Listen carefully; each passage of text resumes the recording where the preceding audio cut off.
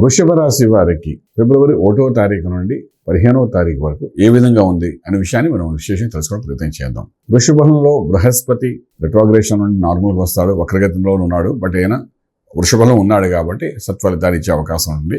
చంద్రుడి యొక్క నక్షత్రం ఉన్నాడు కాబట్టి డెఫినెట్గా అది గజకేశ్వరుడు యోగం లాంటి యోగంలో వాడు ఉన్నట్లు అన్నమాట.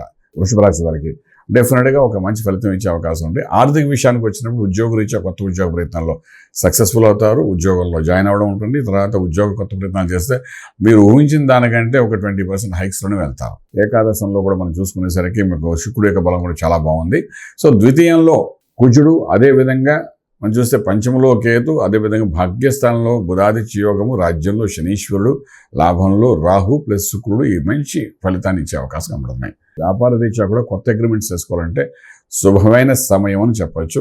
ఎటువంటి చిన్న వ్యాపారం మొదలు పెట్టాలనుకున్నా ఇది సరైన సమయం చెప్పొచ్చు. వృషభ రాశి వారికి అందులో రోహిణీ నక్షత్రం అనుకోండి, మృగశిర నక్షత్రం వాడికి అయితే ఇద్దరికీ కూడా శుభకార్యం. ఏదైనా కొత్త కంపెనీ మొదలు పెడితే చాలా విషయాలు ఏంటంటే మనం ఇనిషియేట్ చేయడం చాలా ఇంపార్టెంట్ అవుతుంది.